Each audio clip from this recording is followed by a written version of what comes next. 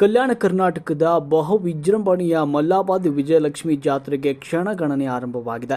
ನಿಷ್ಕಲ್ಮಶ ಭಕ್ತರ ಪಾಲಿನ ವಿಜಯ ಪತಾಕೆ ಹಾರಿಸುವ ವಿಜಯಲಕ್ಷ್ಮಿ ಕಲ್ಯಾಣ ಕರ್ನಾಟಕ ಭಾಗದಲ್ಲಿ ಜಾತ್ರೆಯ ಸಡಗರಗಳು ಮುಗಿಲು ಮುಟ್ಟುವಂತೆ ಮಾಡುವ ಭಕ್ತರ ಸಂಖ್ಯೆ ಹೆಚ್ಚಾಗಿದೆ. ಕಲಬುರಗಿ ಜಿಲ್ಲೆಯ ಮಲ್ಲಾಬಾದ್ ಗ್ರಾಮ ದೇವತೆ ದೈವಿ ಶಕ್ತಿ ಸ್ವರೂಪಿ ವಿಜಯಲಕ್ಷ್ಮಿ ದೇವಿ ಜಾತ್ರೆಯು ಪ್ರತಿ 3 ವರ್ಷಗಳಿಗೊಮ್ಮೆ ಅದ್ದೂರಿಯಾಗಿ ನಡೆಯುತ್ತೆ. ಈ ಜಾತ್ರೆಯು ಜೂನ್ 2ರಿಂದ ಆರಂಭವಾಗಿ ಜೂನ್ 8ರವರೆಗೂ ನಡೆಯುತ್ತೆ. ಪ್ರತಿದಿನವೂ ವಿಶೇಷ ಕಾರ್ಯಕ್ರಮಗಳು ಜರುಗುತ್ತವೆ. ಜಾತ್ರೆಯ ಪ್ರಾರಂಭದ ದಿನ ಹುಗದ ಮಗಿ ತೆಗೆಯುವ ಕಾರ್ಯಕ್ರಮ, ಮರುದಿನ ಪೋತುರಾಜರ ಕುಣಿತ ಹಾಗೂ ಸಾಂಸ್ಕೃತಿಕ ಕಾರ್ಯಕ್ರಮಗಳು ಜರುಗುತ್ತವೆ. ಅದಾದ ಮರುದಿನ ಸಿಡಿಮದ್ದುಗಳ ರಂಗರಂಗಿನ ದೀಪಾಲಂಕಾರ ಜರುಗುತ್ತೆ. ಬಾದಾಮಿ ಅಮಾವಾಸ್ಯೆ ದಿನ ಸುಪ್ರಸಿದ್ಧ ಡೊಳ್ಳಿನ ಗಾಯಕರಿಂದ ಜಾಗರಣೆ ನಡೆಯುತ್ತೆ. ಅದೇ ದಿನ 10 ಹಲವು ವಾದ್ಯಗಳೊಂದಿಗೆ ಪೋತರಾಜರ ಕುಣಿತದೊಂದಿಗೆ ವಿಜಯಲಕ್ಷ್ಮಿ ದೇವಿ ಮೆರವಣಿಗೆ ನಡೆಯುತ್ತೆ. ನಂತರ ಬೆಳಗಿನ ಜಾವ ದೇವಿಯ ಮಂದಿರಕ್ಕೆ ಆಗಮನವಾಗುತ್ತೆ. ಹೀಗೆ ದಿನನಿತ್ಯವೂ ವಿಶೇಷ ಕಾರ್ಯಕ್ರಮಗಳು ಜರುಗುತ್ತವೆ. ಆದ ಕಾರಣ ಸುತ್ತಮುತ್ತಲಿನ ಜಿಲ್ಲೆಯ ಹಾಗೂ ತಾಲೂಕು ಗ್ರಾಮಗಳ ಜನರು ಆಗಮಿಸಿ ದೇವಿಯ ದರ್ಶನವನ್ನು ಪಡೆದು ಪುನೀತರಾಗಬೇಕು ಅಂತ ಕಮಿಟಿಯ ಸರ್ವ ಸದಸ್ಯರು ತಿಳಿಸಿದ್ದಾರೆ. ಪಾದಗಳಿಗೆ ನನ್ನ ಅನೇಕ ದೀರ್ಘದಂಡ ನಮಸ್ಕಾರಗಳನ್ನು ಸಲ್ಲಿಸಿ 2024ರಂದು ಮಲ್ಲಾಬಾದ್ ಗ್ರಾಮದ ಮಲ್ಲಾಬಾದ್ ಗ್ರಾಮಸ್ಥರು ನೆರವೇರಿಸಿಕೊಂಡಿದ್ದು ನಿಜವಿರುತ್ತದೆ. ಆದ ಕಾರಣ ಎಲ್ಲರೂ ದಯವಿಟ್ಟು ಮಲ್ಲಾಬಾದ್ ಗ್ರಾಮದವರು ಒಗ್ಗಟ್ಟಿನಿಂದ ಎಲ್ಲರೂ ಜಾತಿ ಭೇದ ಯಾವುದೇ ಮಾಡದೆ ಎಲ್ಲರೂ ನನ್ನ ಜಾತ್ರೆ ನನ್ನ ಊರು ಅನ್ನತಕ್ಕಂಥದ್ದು ಎಲ್ಲರ ಮನಸ್ಸಿನಲ್ಲಿ ಇರಬೇಕು. ಅದ್ರಾಗ ಏನಪ್ಪ ಅಂದ್ರೆ ಪವಾಡ ದೇವಿಯಲ್ಲಿ ಅದಂತಕ್ಕಂಥದ್ದು ನಮಗೆ ಕಂಡು ಬಂದಿದೆ. ಯಾಕಪ್ಪ ಅಂದ್ರೆ ಎಲ್ಲರೂ ಈ ಸಭಾಮಂಟಪಕ್ಕೆ ಬಂದು ಎಲ್ಲ ಯಾರು ಸಾಮಾಜಿಕವಾಗಿ ಏನಪ್ಪ ಅಂತಂದ್ರೆ ಜಾತಿ ಭೇದ ಮಾಡಲಾರ್ದು ಎಲ್ಲರೂ ಬಂದು ಇಲ್ಲೇ ಪಟ್ಟಿ ಕೊಟ್ಟು ಏನಪ್ಪ ಅಂತಂದ್ರೆ ದೇವಿ ಆಶೀರ್ವಾದ ಪಡ್ಕೊಂಡು ಹೋಗ್ತಾರೆ. ಅದಕ್ಕಾಗಿ ಸತತವಾಗಿ 7-8 ದಿವಸ ನಮ್ಮ ಜಾತ್ರೆ ನಡೀತದೆ. ಎಲ್ಲರೂ ಊರಿನ ಜಾತ್ರೆ ಏನಪ್ಪ ಅಂತಂದ್ರೆ ಒಬ್ಬರದಲ್ಲ, ಇಡೀ ಗ್ರಾಮದ ಜಾತ್ರೆ ಒಗ್ಗಟ್ಟಿನಿಂದ ಮಾಡಿ ಯಶಸ್ವಿ ಮಾಡ್ತಿರ್ತಕ್ಕಂಥದ್ದು ಮಾಡ್ತೇವೆ. ಅದಕ್ಕಾಗಿ ಎಲ್ಲರೂ ಏನಪ್ಪ ಅಂತಂದ್ರೆ ಈ ಜಾತ್ರೆಗೆ ಬರ್ತಕ್ಕಂಥವ್ರಿಗೆ ಎಲ್ಲರಿಗೆ ನಮ್ಮ ಈ ಗ್ರಾಮಸ್ಥರ ವತಿಯಿಂದ ನಮ್ಮ ವತಿಯಿಂದ ಸ್ವಾಗತ ಕೊಡ್ತೇವೆ.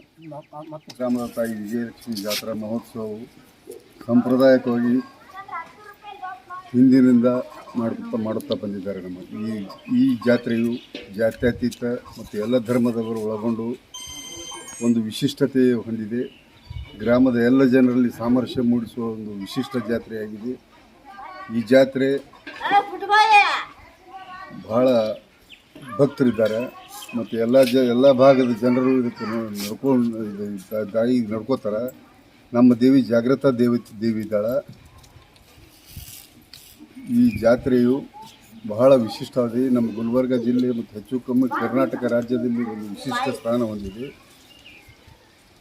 ಜಾತ್ಯತೀತ ಮತ್ತು ಸರ್ವಧರ್ಮಗಳ ಸಮನ್ವಯ ಮತ್ತು ಎಲ್ಲ ಜನರನ್ನು ಒಳಗೊಂಡು ಈ ಜಾತ್ರೆಯು ಅದ್ದೂರಿಯಾಗಿ ಜರುಗುತ್ತದೆ. ಇದಕ್ಕೆ ನಾವು ಅಪ್ಪಸಾಬ್ ಅಣ್ಣಾರಾವ್ ಪಾಟೀಲ್, ಮಾಲಿ ಪಾಟೀಲ್, ಮಲ್ಲಾಬಾದ್ ಹಿಡಿದು ಮಾಡ್ಕೊಂಡು ಬಂದಂಥ ಈ ನಮ್ಮೂರ ಜಾತ್ರೆ ಪ್ರತಿ 3 ವರ್ಷಕ್ಕೊಮ್ಮೆ ಜಾತ್ರೆ ಮಾಡ್ತಾ ಬಂದಿದ್ದಾರೆ. ಆದರೆ ಈ 3 ವರ್ಷದಂತೆ ಈ ವರ್ಷವೂ ಕೂಡ ನಮ್ಮೂರ ಜಾತ್ರೆ ಆಗಮನ ಆಗಿದೆ. ಜಾತ್ರೆ ವಿಶೇಷತೆ ಏನಪ್ಪ ಅಂದ್ರೆ ದಿನಾಂಕ 2/6/2024ರಂದು ಮುಂಜಾನೆ ಬೆಳಗ್ಗೆ 6 ಗಂಟೆಗೆ ದೇವಿಯ ಮೂರ್ತಿ ಗಂಗಾ ಸ್ನಾನ ಮತ್ತು ಅದರಂತೆ ರಾತ್ರಿ ಸಾಯಂಕಾಲ 8 ಗಂಟೆಗೆ ಉಗಿದ ಮಗಿ ತೆಗೆಯುವ ಕಾರ್ಯಕ್ರಮ ಇರ್ತದೆ. ಅದರಂತೆ 3 ಮತ್ತು 4ನೇ ತಾರೀಕಿಗೆ ಪೋತರಾಜರ ಕುಣಿತ, ಡೊಳ್ಳಿನ ಓಲಗ, ಸಾಂಸ್ಕೃತಿಕ ಕಾರ್ಯಕ್ರಮ ಜರುಗ್ತವೆ.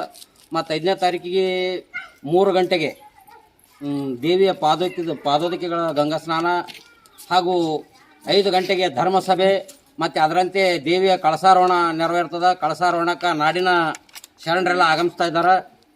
ಮತ್ತಂದ್ರೆ 6ನೇ ತಾರೀಕಿಗೆ ಅಂಬೇಡ್ಕರ್ ವೃತ್ತ ಹಾಗೂ ಕನಕ ವೃತ್ತದಿಂದ ವಿಜಯಲಕ್ಷ್ಮಿ ಗ್ರಾಮ ಪ್ರವೇಶ ಮಾಡ್ತಾರೆ. ಸಾಯಂಕಾಲ 10 ಗಂಟೆಯಿಂದ ಬೆಳಗ್ಗೆ 5ನೇ ಜಾವದವರೆಗೆ ಮೆರವಣಿಗೆ ಇರುತ್ತದೆ. ಮೆರವಣಿಗೆಯಲ್ಲಿ ನಾನಾ ಥರ ನಾಡಿನ ಕಲಾವಿದರು ಆಗಮಿಸ್ತಾ ಇದ್ದಾರೆ. ಮತ್ತು ಅದರಂತೆ 7ನೇ ತಾರೀಕಿಗೆ ಬೆಳಗ್ಗೆ 6 ಗಂಟೆಯಿಂದ ಸಾಯಂಕಾಲ 3 ಗಂಟೆವರೆಗೆ ದೇವಿಗೆ ನೈವೇದ್ಯ ಹಾಗೂ ದೀರ್ಘದಂಡ ನಮಸ್ಕಾರಗಳಿರ್ತವೆ. ಮತ್ತು 4 ಗಂಟೆಗೆ ದೇವಿ ಪುರ ಫಲಿಂಗ 4 ಹೋಗ್ತಾಳಂತ ಸ್ಥಳಕ್ಕೆ. 4 ಗಂಟೆಯಿಂದ ರಾತ್ರಿ 10 ಗಂಟೆವರೆಗೆ ತನ್ನ ಸ್ಥಾನಕ್ಕೆ ದೇವಿ ಅಲಿಂಗನ ಆಗ್ತಾಳೆ. ತದನಂತರ 8ನೇ ತಾರೀಕಿಗೆ ನಾವು ಬೆಳಗ್ಗೆಯಿಂದ ಸಾಯಂಕಾಲ 4 ಗಂಟೆವರೆಗೆ ಗಿಗಿ ಪದ, ಡೊಳ್ಳಿನ ಪದ ನಾನಾ ಕಲಾವಿದರಿಂದ ಕಾರ್ಯಕ್ರಮ ನಡೀತಾವೆ. ಸಂಜೆ 4 ಗಂಟೆಯಿಂದ 6 ಗಂಟೆವರೆಗೆ ಜಂಗಿ ಪೈಲ್ವಾನದಿಂದ ಕುಸ್ತಿ ನಡೀತಾವೆ. ಈ ನಮ್ಮ ಜಾತ್ರೆ ಅಂದ್ರೆ ಈ ಹೈದರಾಬಾದ್ ಕರ್ನಾಟಕಕ್ಕೆ ವಿಶೇಷತೆ ಹೊಂದದ. ಈ ಜಾತ್ರೆಗೆ ಅನ್ಯ ರಾಜ್ಯಗಳಿಂದ ಜನ ಆಗಮಿಸ್ತಾರ. ಇದು ನಾವು ನಮ್ಮಂಥ ಜಾತ್ರೆ ಹೈದರಾಬಾದ್ ಕರ್ನಾಟಕ ಆಲ್ ಓವರ್ ಎಲ್ಲಿ ಆಗಲ್ಲ ಅಂತ ನಾವು ಹೇಳ್ಕೊಳ್ತೇವೆ. ಆ ಥರ ನಮ್ಮ ದೇವಿ ಮಹಿಮಾನು ಅದ. ದೇವಿಗೆ ಯಾರು ನೆನ್ಕೋತಾರ ಅವ್ರಿಗೆ ಇನ್ನೂ ಕಮ್ಮಿ ಆಗಿಲ್ಲ, ಮುಂದೆ ಕಮ್ಮಿ ಆಗಲ್ಲ ಅಂತೇಳಿ ನಾನು ಮಾತು ಮುಗಿಸ್ತೀನಿ. ಲಕ್ಷ್ಮೀಪುತ್ರ ಜಮಾದಾರ್ ಗ್ರಾಮಸ್ಥರು.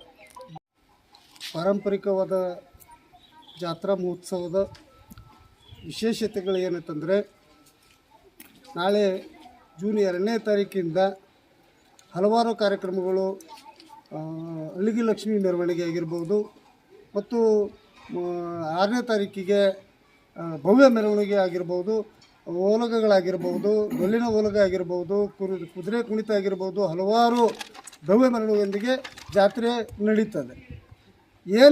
ಯಾಕೆ ಈ ರೀತಿ ವಿಜೃಂಭಣೆಯಿಂದ ನಡೀತಾ ಇದೆ ಅಂತಂದರೆ, ನಾವು ಹಿರೀಕರು ಎಲ್ಲರೂ ಸೇರಿ ನಾವು ಸುಮಾರು ನಮಗೆ ತಿಳಿದಂತೆ ಒಂದು 100-150 ವರ್ಷ ಇತಿಹಾಸದ ಈ ಜಾತ್ರೆಯಲ್ಲಿ ನಾವೆಲ್ಲರೂ ಗ್ರಾಮಸ್ಥರು ಕೂಡಿಕೊಂಡು ಏನಾದರೂ ವಿಶೇಷತೆ ತಾಯಲ್ಲಿ ಬೇಡ್ಕೊಂಡಾಗ ಹರಕೆ 3 ವರ್ಷ ಆದಮೇಲೆ ತೀರ್ಕೊತೀವಿ. ನಮ್ಮ ಸುಮಾರು ಒಂದು 3,000ರಿಂದ 4,000 ಮರಿಗಳನ್ನು ನಮ್ಮ ತಾಯಿಗೆ ಅರ್ಪಿಸ್ತಾರೆ, ನಮ್ಮ ಗ್ರಾಮ ದೇವತೆಗೆ.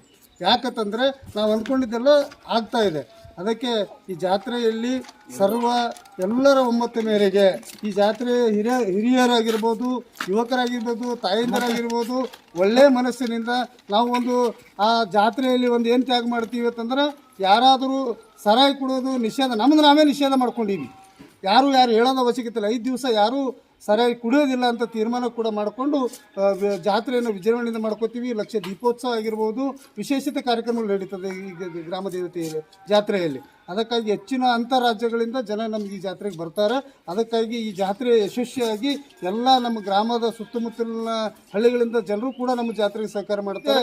ನಡೆಯುವಂಥ ಕಾರ್ಯಕ್ರಮ ಕೂಡ ಯಶಸ್ವಿ ಆಗಲಿ ಅಂತೇಳಿ ಎಲ್ಲ ಗ್ರಾಮಸ್ಥರ ಪರವಾಗಿ ಮತ್ತು ಮಾಧ್ಯಮ ಮುಖಾಂತರ ಎಲ್ಲರಿಗೆ ನಮ್ಮ ಜಾತ್ರೆಗೆ ಆಹ್ವಾನ ಕೂಡ ತಮಗೂ ಕೂಡ ಮಾಡ್ತಾ ಇದ್ದೀನಿ. ಧನ್ಯವಾದಗಳು. ರಾಜ್ಕುಮಾರ್ ಬರ್ದಾಳ.